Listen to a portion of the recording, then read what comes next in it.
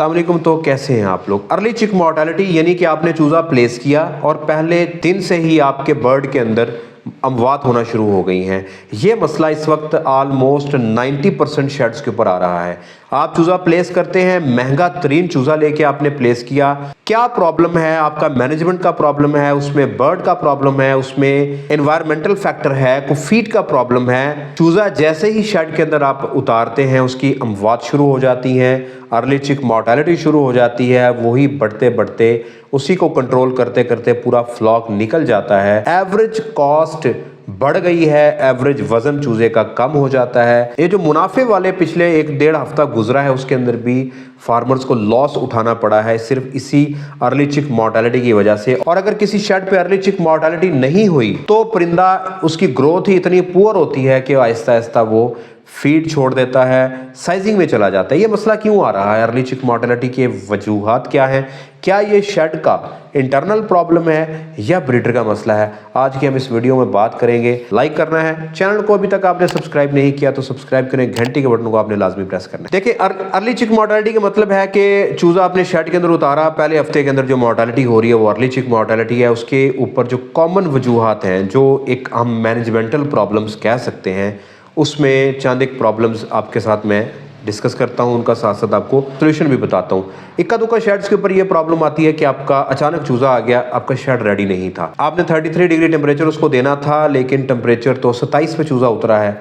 अब वो ठंड में आया है, ठंड में आपने उसको उतारा तो वो बुखार का शिकार हो जाएगा। जब उसकी इम्यूनिटी लो होगी तो उसके ऊपर बहुत सारे बैक्टीरिया अटैक कर देंगे, मोर्टेलिटी शुरू हो जाती है। ये होगी पुअर ब्रूडिंग मैनेजमेंट कि आपने उसको मैनेज नहीं किया। दूसरा प्रॉब्लम है डिहाइड्रेशन। आपने टेम्परेचर अच्छा मैनेज किया लेकिन कहीं ना कहीं पंप का इशू बन गया, पानी वाटर लाइन का इशू बन गया, परिंदे को बर वक्त पानी नहीं मिला। आते चूजे को 5-6 घंटे के लिए पानी ना मिले इट्स फाइन, लेकिन अगर उसको 12-14 घंटे पूरे 24 घंटे पानी नहीं मिला, मोर्टेलिटी शुरू हो जाती है। न्यूट्रिशनल डेफिशिएंसी, आपकी फीड प्रॉपर टाइम पे नहीं पहुंची। आप बाज़ औक़ात ऐसे होता है कि फीड नहीं पहुंचती, फिर आपके पास हाल ये है कि एक फिनिशर फीड पड़ी हुई है, अब चूज़े को कुछ तो देना है, 5-6 घंटे तो भूखा रख सकते हैं, लेकिन हमें ये नहीं पता कि वो हैचरी से कब निकला है, हैचर से कब निकला है, तो हम उसको ज़्यादा भूखा नहीं रख सकते। तो आप उसी फीड को क्रश करके परिंदे के आगे डाल देते हैं, उसमें प्रॉब्लम आती है, अर्ली चिक मोर्टेलिटी शुरू हो जाती है। या उसको फीड बिल्कुल मिलती नहीं, और अगर आपने फीड दी तो फीड की क्वालिटी ठीक नहीं, उसमें टॉक्सिसिटी थी। ये मसाइल आपके फीड से रिलेटेड है। जो आगे 2 मसाइल में बात कर रहा हूँ ये चूजे से रिलेटेड है। आपका परिंदा जिस हैचरी से आया उस हैचरी का टेम्परेचर ठीक नहीं था, ह्यूमिडिटी ठीक नहीं थी, बर्ड सही हैच नहीं हुआ, उसमें बहुत ज़्यादा साइजिंग है। कोई चूज़े उसमें एवरेज वेट आपका 40 ग्राम्स आ रहा है, लेकिन उस 30,000 चूज़े के अंदर 5,000 चूज़े का वज़न 33 ग्राम्स है, किसी का 5,000 चूज़ों का वज़न 35 ग्राम है, 10,000 चूज़ों का वज़न 40 ग्राम है, कुछ का वज़न 38 ग्राम है। ये इतनी ज़्यादा वेरिएशन की वजह से आपके बर्ड में मसाइल बनेंगे, अर्ली चिक मोर्टेलिटी होगी। उसके बाद इन्फेक्शन, अगर ब्रीडर से इन्फेक्शन आई है साल्मोनेला की, माइकोप्लाज्मा की, इकोलाई की, इकोलाई 70% अर्ली चिक मोर्टेलिटी में इकोलाई वजह बनती है, और वो डायरेक्ट ब्रीडर से अंडे में आती है, अंडे से फिर आपके चूज़े के अंदर आ रही होती है। और आप शेड ढूंढ रहे होते हैं, शेड में कहाँ पे मसला आ रहा है, आप लाइनें वॉश कर रहे होते हैं, वो करनी चाहिए, आप सब कुछ करना चाहिए, लेकिन प्रॉब्लम कहाँ से आ रही है? ब्रीडर से। तो ये बहुत बड़ा मसला है। जब भी आपने चूज़ा परचेज करना है, आपकी पेमेंट कैश जाती है। आपका 1 लाख रुपए भी कम होता है तो चूज़े वाले आपको चूज़ा नहीं भेजते। आपको कंपनी की हैचरी का नहीं पता, आपको उनके सेटअप्स का नहीं पता, आपने इर्द गिर्द से रिपोर्ट नहीं ली। जैसे कि लोमन ब्राउन मुर्गी के हवाले से बड़े प्रॉब्लम आ रहे हैं कि अर्ली चिक मोर्टेलिटी भी होती है, लेटर ऑन स्टेजेस पे भी मोर्टेलिटी होती है। उसके फिर वीडियो में बना रहा हूँ, इंशाल्लाह जल्द मैं अपलोड करूँगा। आपने जब भी चूज़ा परचेज करना है, आपने हैचरी को स्टडी करना है, आपने कंपनी की वर्थ देखनी है, अच्छी कंपनी से चूज़ा लेना है। ऐसा नहीं है कि जितनी भी अच्छी कंपनियां हैं उनके मसाइल नहीं होते, मसले आ जाते हैं। फिर जब आप बर्ड परचेज करते हैं, बर्ड को आप शेड पे लेके आते हैं। अब यहाँ पे आपका काम शुरू हो गया, चूज़ा आपके पास आया, अब आपने चूज़े का करना है वज़न। आप डब्बों का वज़न करें, उसकी कैलकुलेशन करें। अगर आपको ये फील हो रहा है कि एक डब्बे का वज़न दूसरे डब्बे से डिफरेंट है, उसमें साइजिंग है, उसमें A ग्रेड के साथ B ग्रेड मिक्स है, आप बर्ड को ना उतारें। आपने आधा उतारा है, आधा आपको पता चल गया, आप ना उतारें, आप बर्ड वापस कर दें। अक्सर फार्मर वापस कर देते हैं क्योंकि आपने अगर उतार लिया वो फिर आपकी रिस्पॉन्सिबिलिटी है, वो आपके गले पड़ जाएगा, फिर वो आपको तंग करेगा पूरा फ्लॉक। और ऐसा ही होता है। हमारे यहाँ फार्मर की मजबूरी ये है कि हम चूज़े वालों के हाथों पे जलील हैं और हम फीड वालों के हाथों भी जलील हैं। बाद फिर आपको मैं स्क्रीन के ऊपर दिखा रहा हूँ, ये वाले काम आपने लाजमी करने हैं। बर्ड को फिजिकली आपने ऑब्जर्व करने की कोशिश करनी है। कैसे? साइन ऑफ वीकनेस, एबनॉर्मेलिटी, कोई इस तरह के साइन सिम्टम्स आपने तलाश करने की कोशिश करनी है। कौन कौन सी चीज़ें आपने देखनी है? आपने देखना है परिंदा आपका ढीला ढाला तो नहीं है, कमज़ोर तो नहीं है, टल फिर नहीं रहा, पानी की तरफ नहीं जा रहा, फीड की तरफ नहीं जा रहा। आपने देखना है कि उसने पर तो नहीं फैलाए हुए, वो बिल्कुल जैसे इकोलाई के केस में सुकड़ कर खड़ा होता है या अपने पर फैला के खड़ा होता है, ऐसे तो नहीं हो रहा। आपने देखना है कि उसमें वाटरी ड्रॉपिंग्स तो नहीं है या ब्लडी ड्रॉपिंग्स तो नहीं है। फिर आपने देखना है कि गर्दन तो नहीं किसी की मुड़ी हुई, कोई टांगों का मसला तो नहीं है, लंगड़ेपन का मसला तो नहीं आ रहा। और फिर आपने देखना है कि उसमें कोई रिस्पायरेटरी इशू तो नहीं है, मुंह खोल के सांस तो नहीं ले रहा है, कहीं उसको आते ही एस्परजिलोसिस का प्रॉब्लम तो नहीं हो गया, क्योंकि अगर अंडे के अंदर एस्परजिलोसिस थी और वो चूज़ा बच के निकल आया तो वो एस्परजिलोसिस का यानी ब्रूडर नमूनिया का शिकार होगा। ये आपने साइन और सिम्टम्स आपने देखने हैं। और उसके बाद फिर आपने कंसर्न डॉक्टर से, हैचरी से रब्ता करना है और अपने मामला को सेटल डाउन करने की कोशिश करनी है। अब बात करते हैं बैक्टीरियल इन्फेक्शंस की। इकोलाई हो गई, साल्मोनेला हो गया, माइकोप्लाज्मा, ये ब्रीडर से वर्टिकली ट्रांसमिट होकर आपके बर्ड के अंदर आते हैं। आजकल एक कंपनी वाले तो ये कह रहे हैं खुद से कि अगर आप हमारा बर्ड परचेज करेंगे तो उसमें साल्मोनेला का प्रॉब्लम है, आपकी अर्ली चिक मॉर्टेलिटी हो सकती है। वो बता रहे हैं, चले उनकी ये नेकी है, क्योंकि ये साल्मोनेला, माइकोप्लाज्मा, इकोलाई, पाई सब चीज़ों के अंदर जाती है। अब ये सारी चीज़ों का सोल्यूशन आपने कैसे करना? 33 डिग्री टेम्परेचर चाहिए उसको, 65% के ऊपर आपको नमी चाहिए। आपने ये चीज़ें मैनेज करनी है। टेम्परेचर 33 डिग्री होगा, डेली बेसिस पे फिर आप 0.3 डिग्री कम करेंगे। जो बुरादा आपने प्लेस किया वो ड्राई होना चाहिए और उसके वो मुनासिब मिकदार के अंदर डला हुआ हो। वेंटिलेशन आप प्रॉपर देंगे ताकि अमोनिया बिल्डअप ना हो। आते ही चूज़े को आप, जैसे मैंने आपको पहली वीक वाली वीडियो के अंदर बताया हुआ कि आपने उसको एमिविटाइल हाई देना है, आप एमिनॉक्स दे सकते हैं, नोवाफोर्ट दे सकते हैं, आप ORS दे सकते हैं, आप ग्लूकोज का पानी देंगे ताकि आपका परिंदा सफ़र करके आया है, डिहाइड्रेशन का शिकार है, उसको एनर्जी मिलेगी, उसकी इम्यूनिटी बेहतर होगी। अच्छी फीड देनी है, विदिन 6 आवर के अंदर आपने उसको फीड पे चूज़े को लगा देना है ताकि उसकी न्यूट्रिशन डेफिशिएंसी किसी तरह की उसके अंदर ना बने।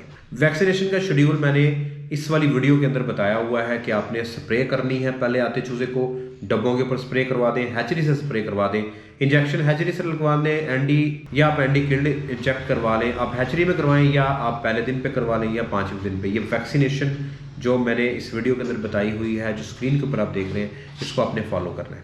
फिर एक और मिस हैंडलिंग करते हैं, आते चूज़े को भगाते हैं। भगाना नहीं चाहिए, दौड़ाना नहीं चाहिए, प्लेट पे अभी ना लगाएं, उसको अपने माहौल के साथ एडजस्ट होने दें। जब वो अपने माहौल के साथ एडजस्ट होगा, फीड पे, पानी पे लग जाएगा, उसको 12-24 घंटे गुजर जाएंगे, उसके बाद आप उसको जिस तरह से मर्जी हैंडल करें, ओवर क्राउडिंग ना करें और उसके टेम्परेचर में यकदम फ्लक्चुएशंस ना करें। फ्लक्चुएशन करेंगे, ठंड हो जाएगी, चूज़ा इकट्ठा हो जाएगा, गर्मी होगी तो मुंह खोल के सांस लेना शुरू कर देगा। तो अब आखिरी पॉइंट है कि आपने अपने चूज़े को अर्ली चिक मॉर्टेलिटी से बचाने के लिए क्या करना है। आपने उसको कौन सी एंटीबायोटिक्स देनी है, क्या ट्रीटमेंट करने की कोशिश करनी है। देखिए, मैंने आपको बताया कि 3 तरह का बैक्टीरिया पॉजिटिव है जो आ रहा है ब्रीडर से, माइकोप्लाज्मा, साल्मोनेला और इकोलाई। अब इकोलाई के लिए जो ड्रग ऑफ चॉइस हम रेगुलर इस्तेमाल कर रहे हैं, कई सालों से, सदियों से हम इस्तेमाल कर रहे हैं, वो है एनरोफ्लॉक्सासिन और कोलिस्टीन। अब एनरोफ्लॉक्सासिन और कोलिस्टीन इतनी ज़्यादा इफेक्टिव रह नहीं गई, तो इसलिए हम उसके साथ साल्मोनेला को और कुछ हद तक माइकोप्लाज्मा को टैकल करने के लिए एनरो के साथ कम्बिनेशन बना रहे हैं, टिलमाइकोसिन का या अमॉक्सिसिलिन का। अब आप क्या देंगे? एनरोफ्लॉक्सासिन, कोलिस्टीन के साथ अमॉक्सिसिलिन और टिलमाइकोसिन। 16 घंटे का पानी देंगे आप 3 दिन और 8-8 घंटे आप सपोर्टिव थेरेपी चलाएंगे। आते चूज़े को आपने ग्लूकोज, ORS देना है या एमिनॉक्स वगैरह देना है और उसके बाद आप कोर्स शुरू करवा देंगे।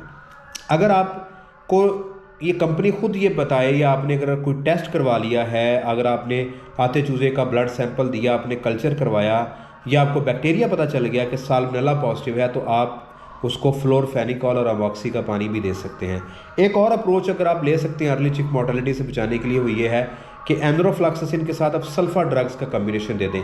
वो आपके माइकोप्लाज्मा के लिए, साल्मोनेला के लिए, इकोलाई के लिए एक बेस्ट कम्बिनेशन हो सकता है। अब आप 2 या 3 तरह के कोर्सेज दे सकते हैं। एनरो के साथ सल्फा भी दे सकते हैं, एनरो के साथ टिलमाइकोसिन भी दे सकते हैं, एनरो के साथ अमॉक्सी भी दे सकते हैं, फ्लोरफेनिकॉल और अमॉक्सी का कम्बिनेशन भी आप दे सकते हैं। तो आपने अपने बर्ड को 16 घंटे का एंटीबायोटिक का पानी देना है ताकि अर्ली चिक मोर्टेलिटी को जितना कवर अप किया जा सके। लेकिन उसके साथ वो मैनेजमेंट के पॉइंट को लाजमी आपने काबू में रखना है जो मैंने आपको बताए हैं। टेम्परेचर को, फीड को, पानी को, वेंटिलेशन को आपने मैनेज रखना है। अगर वो नहीं होगा तो आपकी एंटीबायोटिक्स का भी कोई फ़ायदा नहीं होगा। तो अर्ली चिक मोर्टेलिटी से बचाने के लिए यह एक वीडियो आप लोगों के लिए बड़ी इंपॉर्टेंट थी। चूज़ा अच्छा चूज़ करना है आपने और उसके बाद आपने उसको तरतीब अच्छी देनी है। आप कि ब्रॉयलर फार्मिंग में आपको टिप्स देने के लिए, आपको एक अच्छा फार्मर बनाने के लिए, या कोई सुपरवाइज़र बनना चाहता है, एक वर्कर से सुपरवाइज़र बनना चाहता है, सुपरवाइज़र अपना नॉलेज इंप्रूव करना चाहते हैं, उसके लिए मैं ब्रॉयलर फार्मिंग के ऊपर एक कोर्स डिज़ाइन कर रहा हूँ, मास्टरिंग ब्रॉयलर फार्मिंग। और इंशाल्लाह वो आपको बहुत ही मुनासिब पैसों के अंदर आपको मिल जाएगा और आपको उसमें हर पॉइंट मिलेगा ब्रॉयलर फार्मिंग का। दोस्तों, आप लोगों में से बहुत से लोग डिमांड करते हैं मेरे प्रोडक्ट्स की, और वेबसाइट का लिंक मैं नीचे दे रहा हूँ, आप उस पर जाके भी देख सकते हैं। और आप लोगों के लिए ये एक अच्छी बात है कि दराज के ऊपर वेट बायो ट्रेडर्स के नाम से मेरी शॉप ओपन है और वहाँ पे अच्छे ऑर्डर्स आ रहे हैं, डेली बेसिस पे ऑर्डर्स आ रहे हैं। जिन लोगों ने हमारी कंपनी के प्रोडक्ट्स परचेज़ किए हैं उनके रिव्यूज़ भी हैं, आप वो भी देख सकते हैं। कोई भी प्रोडक्ट पाकिस्तान में कहीं भी बैठ के आप ऑर्डर करना चाहते हैं, आप दराज के ऊपर जाएंगे, ऑर्डर करेंगे, डिस्क्रिप्शन में आप नीचे जाएंगे तो आपको दराज शॉप का लिंक मिल जाएगा, आप उसके ऊपर क्लिक करके दराज के ऊपर जा सकते हैं। अगर आप लोग मुझसे पेड कंसल्टेशन लेना चाह रहे हैं, मेरा नंबर दिया जा रहा है, इस पे आपने व्हाट्सएप के ऊपर कॉल नहीं करनी, व्हाट्सएप के ऊपर मैसेज करना है। उसके बाद आपने मुझे नंबर पे कॉल करनी है। आपका नंबर अटेंड होगा सुबह 11 बजे से लेके शाम 5 बजे तक। अगर आप 11 बजे से पहले कॉल कर रहे हैं तो माजरत नंबर अटेंड नहीं होगा, आप दोबारा करेंगे। अगर आप 5 बजे के बाद कर रहे हैं तो माजरत अगले दिन आपको कॉल बैक आएगी। कॉल बैक आप लोगों को लाजमी आएगी। अगर आपने एक दफ़ा कॉल कर दी है तो खुदारा एक दफ़ा कॉल करके छोड़ दिया करें, बार बार कॉल ना किया करें। बंदा कहीं मसरूफ़ होता है तो आपको कॉल बैक डेफिनेटली आएगी। मेरी पीआर का नंबर नीचे आ रहा है, आप इनको व्हाट्सएप भी कर सकते हैं, कॉल भी कर सकते हैं, लेकिन टाइम है 11 से 5। अगर आप मेरे चैनल को, मेरी कॉज को, मेरे काम से आप मुतमिन हैं और चाहते हैं, सपोर्ट करना चाहते हैं, तो पेट्रियन पे जाके आप एज़ लो एज़ $5 तक मुझे सपोर्ट कर सकते हैं। अगर मेरी फिजिबिलिटीज़ को परचेज़ करना है या आप किसी भी और चीज़ को परचेज़ करना चाहते हैं तो उसके लिए भी आप पेट्रियन पे जाएंगे। अगर आप पेड कंसल्टेशन लेना चाह रहे हैं, मुल्क से बाहर हैं, तो उसके लिए भी आप patreon.com/poultry with डॉक्टर कामरान पे जाके कोई भी मेंबरशिप ले सकते हैं। मुझे ज़्यादा से ज़्यादा फेसबुक के ऊपर और टिकटॉक के ऊपर भी फॉलो करें। दुआ में याद रखिएगा। अगली वीडियो तक के लिए अल्लाह हाफिज़।